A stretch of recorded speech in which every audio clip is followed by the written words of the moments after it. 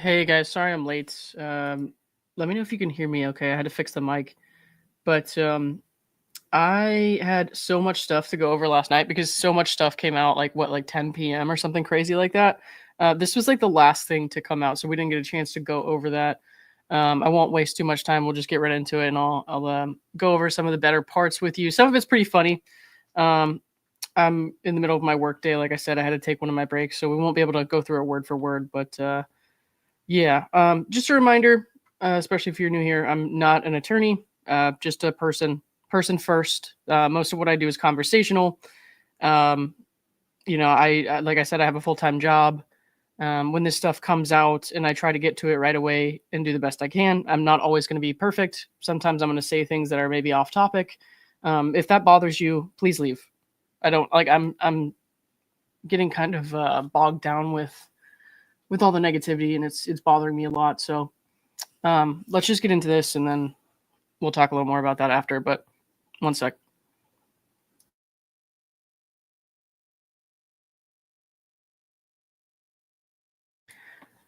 Okay, so this is Jed Wallace's motion to dismiss Blake Lively's second amended complaint. So remember, she had just filed that a couple weeks ago. I think it was either right before or right after her deposition. Let's see. The court dismissed Lively's first amended complaint against the Wallace defendants for failure to make a showing of jurisdiction, but gave her a second bite at keeping it in the Big Apple so long as she did so by July 30th.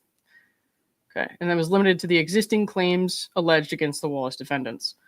The plaintiff did so just barely at 11:57 p.m. on July 30th, and I remember that because I got out of bed, by filing the SAC, where she again asserted two of her prior claims. One, aiding and abetting harassment and retaliation based on California law for allegedly participating in the above-described coordinated astroturfing campaign to discredit and bury Miss Lively, which, as she testified, damaged her reputationally, and two, false light invasion of privacy, said to derive from the California Constitution for publicly disclosing information or material regarding plaintiff's marketing decisions, we all know about that, moral character, private life, and family, which showed Miss Lively in a false light, that made Miss Lively the object of scorn, pity, ridicule, humiliation, and other suffering, and as a direct and proximate result of the said publicity and false and misleading disclosures, Miss Lively sustained harm, including to her reputation. It's almost as if people didn't like stuff that she actually did, but, that's neither here nor there, I guess. All right.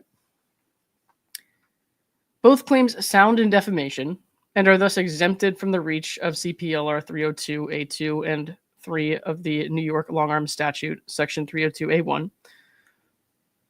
No, Section 302A1, also relied upon by plaintiff, has never been applied in these circumstances. Even if one or more of the subsections apply, the plaintiff has still not made a showing of jurisdiction because her new allegations are either 1, merely rewording of her old assertions, 2, conclusory, or 3, fail to meet the requirements of the statute or due process. Okay.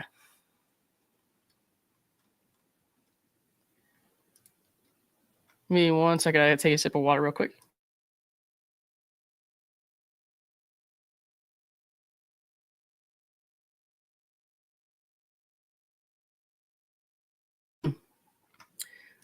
Just barely did so out of the gate on Lively's neck. Yeah, no. So I remember the first time it was at like 11:59 that night. So that was crazy. So it's always like down to the wire, isn't it? Okay, 1 sec. The court's thorough 38-page opinion, which is when they dismissed these complaints against Jed Wallace and Street, but without prejudice, so she was able to do the second amended complaint. All right. Assumed the truth of the well-pleaded allegations of Lively's amended complaint, but granted the motion because the few alleged actions targeting New York were taken by others, and there are no allegations suggesting the Wallace defendants were aware of them. In addition, the court found that Lively does not argue that the Wallace defendants themselves had contacts with New York that would satisfy CPLR 301 or 302, nor could she. In light of this, the court concluded that Lively had to either bring her claims elsewhere or amend. And she did amend, of course. So remember that most of what we could see from her second amended complaint was she included a couple of Instagram posts, and one of them was like with an Elton John, like an Elton John lyrics, for the caption. And then she was like, yeah, this will be enough. And of course, there was some stuff in there that was redacted, so we don't really know what that was, but it looked like one of them was another Instagram post. So maybe we'll see what they have to say about that here. As far as the redactions, I don't know if there's any context clues, but I know they addressed the Instagram posts in here. So, all right, let's see.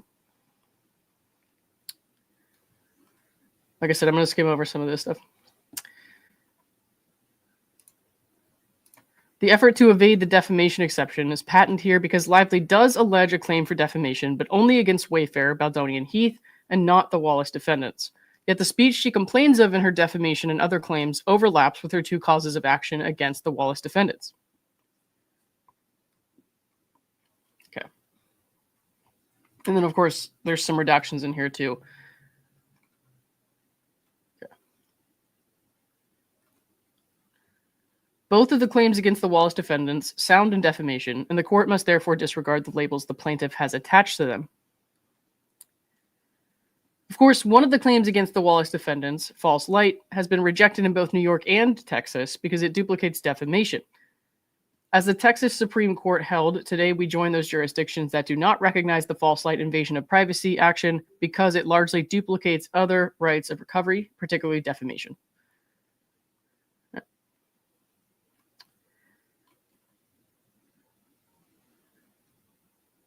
Lively's remaining claim for aiding and abetting harassment and retaliation in violation of the FEHA is based on allegedly false speech by Jed Wallace, who weaponized a digital army to create, seed, promote, and engage with content that appeared to be authentic on social media platforms and internet chat forums, which was designed to discredit and bury Miss Lively. These two claims join a long list of causes of actions dismissed in the face of creative plaintiffs seeking to mask their claims as something other than defamation in the hopes of obtaining jurisdiction.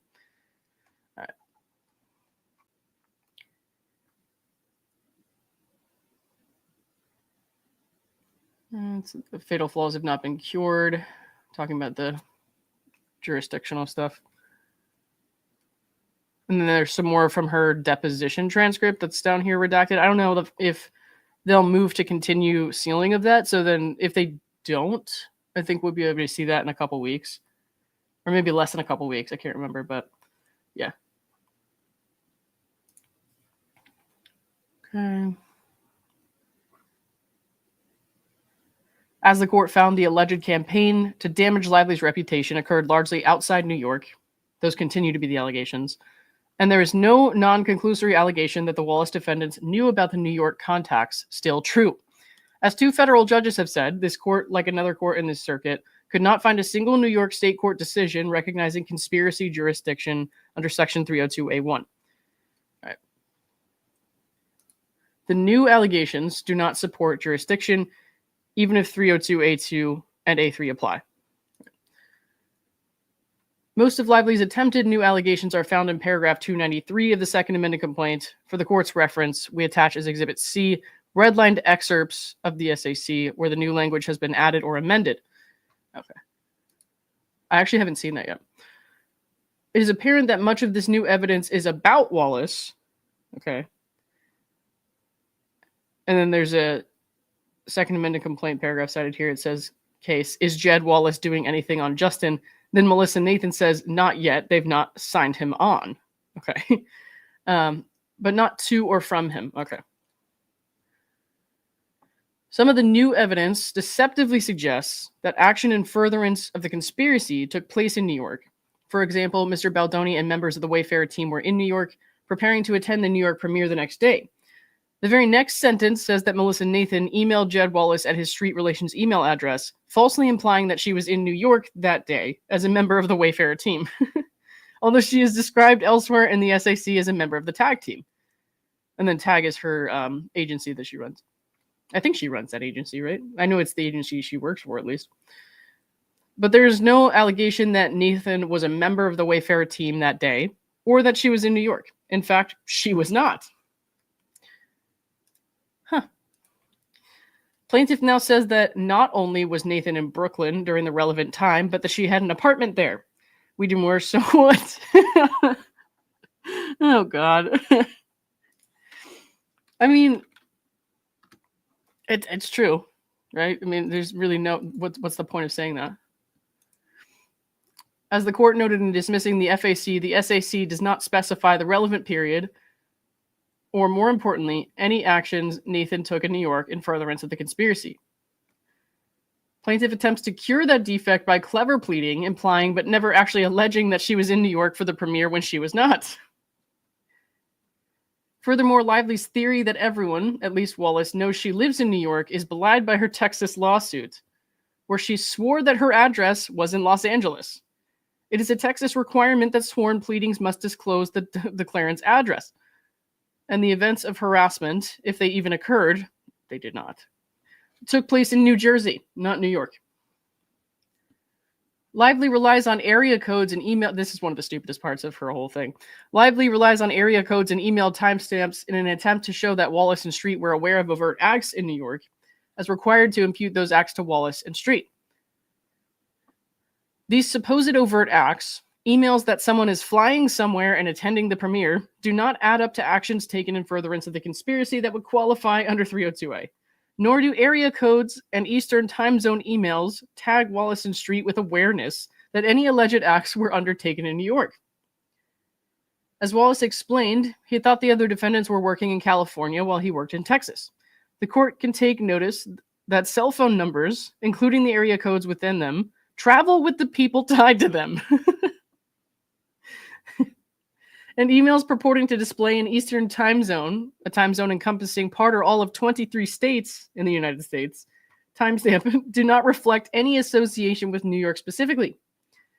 For cell phone area code specifically, it is conclusory speculation that the owner did not get a mobile number at some point in their lives, college perhaps, and maintain that number rather than obtaining a new one upon graduation and or relocation to a different state. Yeah.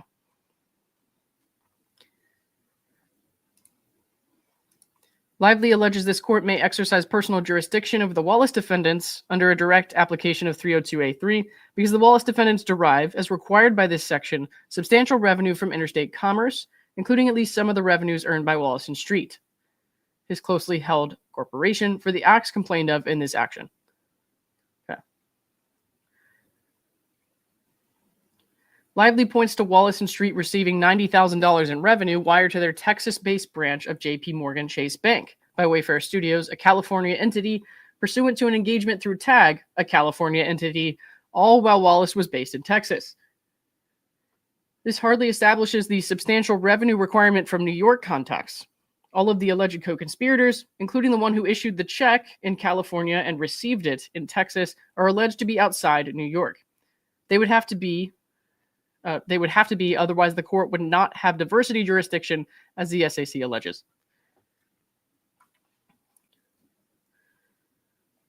Okay, one sec. Let me get a drink real quick.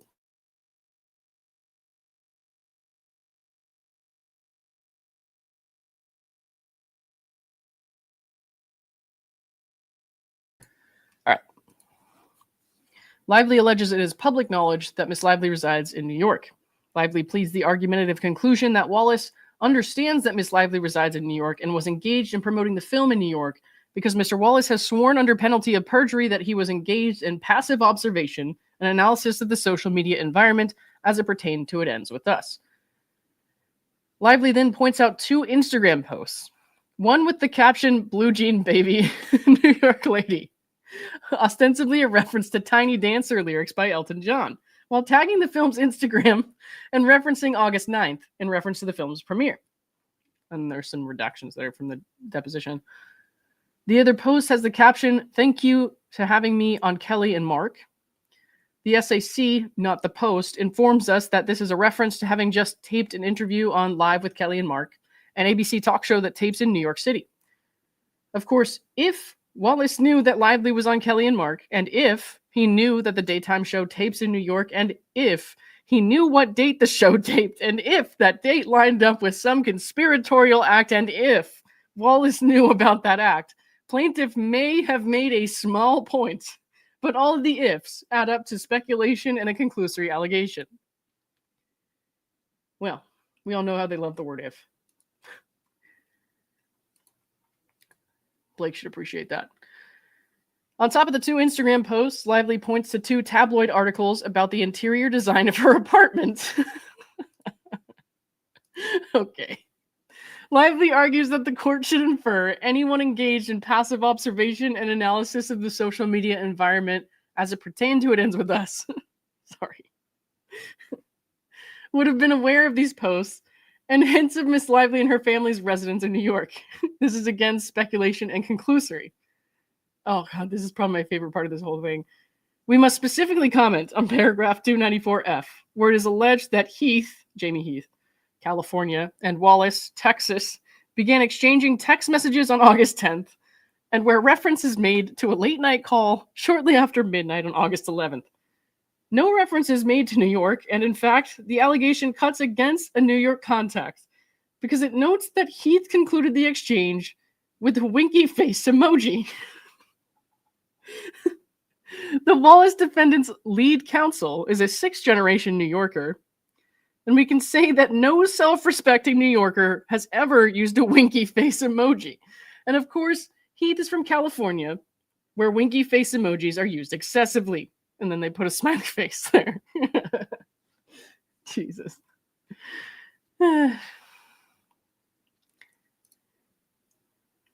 We got lots of winky faces going on in the chat now. Oh, great. Great. Okay. Oh my God, guys, stop. There's so many wink faces. Okay. I have to stop looking at the chat now. This court should dismiss Lively's claims against the Wallace defendants as it did before. We will not repeat the law of personal jurisdiction so well covered in the court's order and opinion. All right. Lively's theory has a long-arm statute and due process problems by merely pleading the foreseeability and not targeting. Okay. I'm going to skim over some of this stuff. Lively herself alleges New York was not the target of the supposed disparagement campaign. Rather, the focus was specific platforms like Reddit, TikTok, and Instagram. Lively does not and cannot allege that Wallace targeted New York in her supposed internet-wide campaign, so that fails the long-arm statutes test.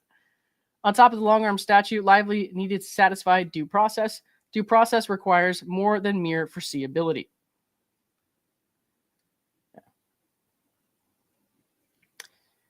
There is no unique rule for defamation-style cases that changes the result here for the Wallace defendants, for the mere fact that they could foresee that the internet posts would be circulated and have an effect in New York is not sufficient for an assertion of jurisdiction. Okay.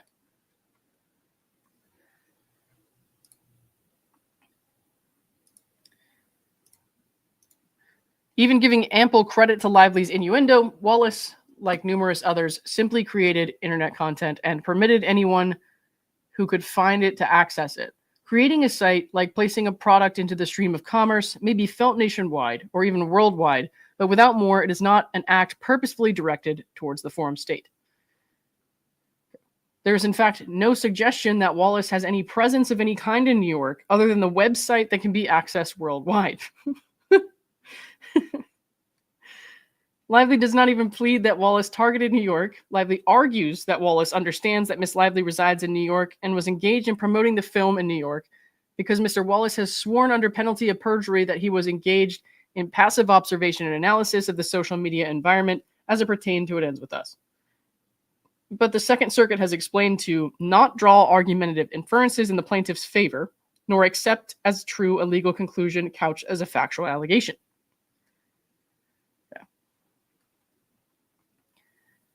Even granting Lively these pleading gymnastics, she still lands short of allegations sufficient to support due process satisfying personal jurisdiction.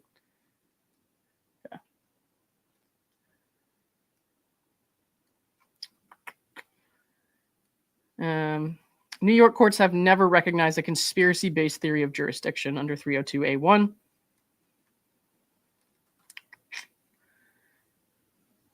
Even assuming that an overt act has been taken by an alleged co-conspirator in New York, Lively must show that the act can be imputed to the defendant. Such imputation requires that A, the defendant had an awareness of the effects in New York of its activity, B, the activity of the co-conspirators in New York was to the benefit of the out-of-state conspirators, and C, the co-conspirators acting in New York acted in the direction or under the control or at the request of or on behalf of the out-of-state defendant. The Second Circuit has held that the third requirement, that the New York-based co-conspirators acted at the direction or under control of the out-of-state defendant, may be satisfied by an allegation that the out-of-state defendant was aware of the torts being committed by co-conspirators in New York. Okay. None of Lively's allegations show New York overt acts connected to the conspiracy or Wallace's awareness of either the acts or their existence in New York. Lively has failed to allege any overt acts that satisfy either 302A1 or A2 that also show that Wallace was aware of those overt acts connection in New York. Paragraph 293 only has a shoehorned reference to New York about Mr. Baldoni and other Wayfarer-related people who, doing New York press appearances and attending the New York film premiere. Lively does not explain what this has to do with any overt act to push forward the conspiracy or whether Wallace and Street knew anything about it. Indeed, Lively has never explained how the film premiere itself is part of the already extremely nebulous conspiracy. Paragraph 293B, Nathan texted with two other tag employees who had no clue whether Jed was officially on the Justin stuff. Nathan squelched the speculation from the tag employee who had no clue. She said they've not signed him on. Wallace was not privy to this text chain. Paragraph 293C, Wallace received an email from a tag employee introducing him to Jennifer Abel. There's nothing connecting this allegation to New York. The allegation does not allege Wallace saw this email, nor that he responded to it. Okay. Paragraph 293D, Abel responded, "I'm so sorry, I'm in morning press from 6:30 a.m. on, and we head straight to Chicago." There is no allegation Wallace knew Abel was allegedly in New York at the time of that email for the premiere of the film. Lively argues Wallace was supposed to know this because the timestamp on the email from Case showed that she had received it in a time zone 1 hour ahead of Mr. Wallace's location in Texas. Even making the leap that Wallace would have noticed this and ignoring that Lively did not allege that he did, Lively does not explain how a time zone that contains the whole eastern seaboard in 17 states screamed New York specifically. In any event, such a communication, an innocuous email, would be a de minimis contact that would be insufficient to establish jurisdiction, even if Wallace knew about it. Okay. And then here he says, nor does Lively explain how the conspiracy was advanced by this passing email that supposedly originated from New York. Let me get a drink of water 1 sec.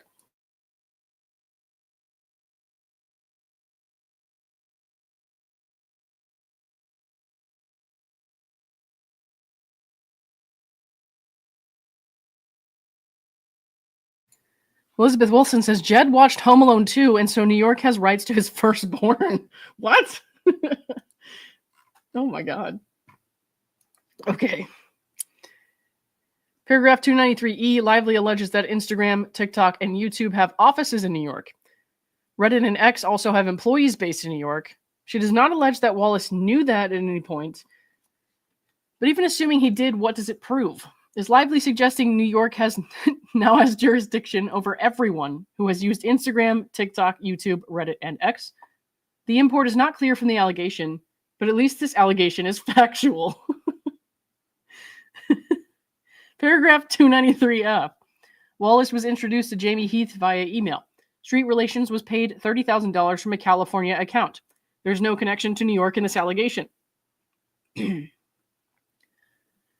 Paragraph 293G. Wallace finally sends his first email in all these exchanges. This one is to Jamie Heath in California. There is no mention of New York. With Wallace's first action at all in these mostly chronological allegations, sending an email, there is yet to have been an allegation that Wallace knew anything occurred in or related to New York.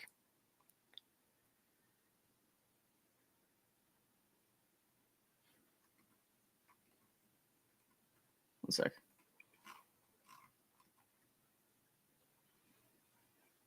Okay.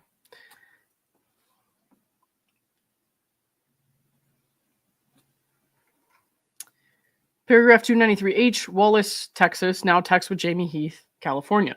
The paragraph has text messages by people who are not Wallace. There's no mention of New York. This is 293I. So, okay, 293J. This paragraph includes more allegations about messages that Lively still fails to allege Wallace knew about, Wallace was privy to, or otherwise any connection to New York. Paragraph 293K. This paragraph includes more allegations about messages that Lively still fails to allege Wallace knew about, Wallace was privy to, or otherwise any connection to New York. Paragraph 293L. Finally, Lively makes an allegation about Wallace that tries to establish awareness of anything related to New York. Lively argues, more than alleges, that Mr. Wallace certainly understands that Miss Lively resides in New York and was engaged in promoting the film in New York because the social media environment was rife with posts demonstrating Miss Lively's connections to New York. This is just the type of allegation that the Second Circuit has warned district courts against drawing argumentative inferences in the plaintiff's favor and not accepting as a true legal conclusion couched as a factual allegation. To back up this legal conclusion of awareness, Lively points to 2 Instagram posts. On top of the 2 Instagram posts, Lively points to 2 tabloid articles about the interior design of her New York apartment.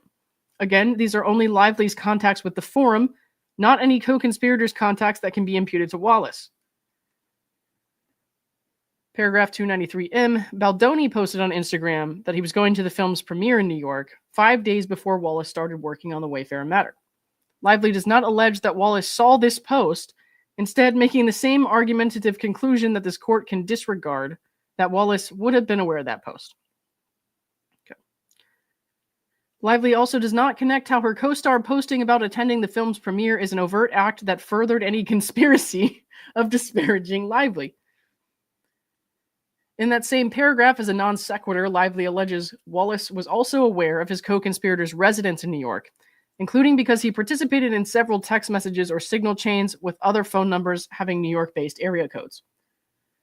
Again, this is a legal conclusion masquerading as a factual allegation, even if Wallace had noticed the area codes and, as a Texas resident, knew which area codes belonged to New York. It's not clear how that shows awareness of any overt act taking place or connected to New York. For example, one lawyer for Wallace has an Alaska area code and another has an Indiana area code, despite being Texas lawyers and residents.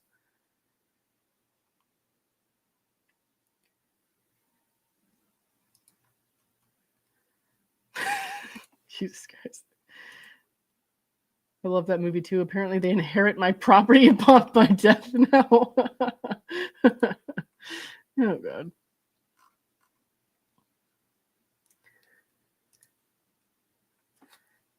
Paragraph 293N, Lively makes more allegations about messages between others, and she does not say that Wallace actually did or knew about what these unspecified conversations suggest he needed to do, much less that he was involved in the alleged New York activities.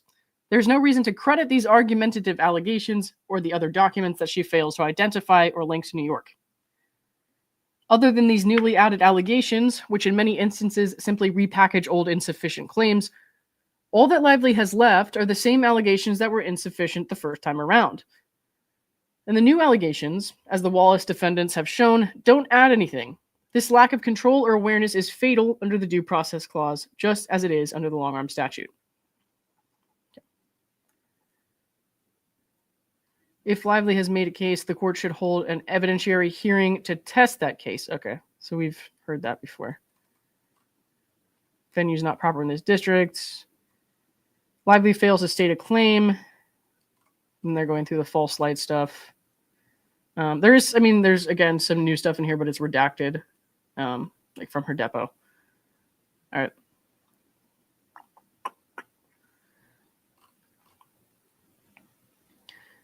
FVHA aiding and abetting. We've seen that before. Okay. Yeah. So this stuff is like what I'm going to skim over. Leave that to like Omar and people to explain to you.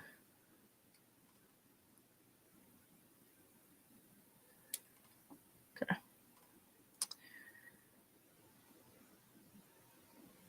All right. So they're just asking they're asking the judge to dismiss Lively's claims without prejudice. Alternatively, if the court believes there is personal jurisdiction, it should still dismiss the claims, but with prejudice for failure to state a claim. All right.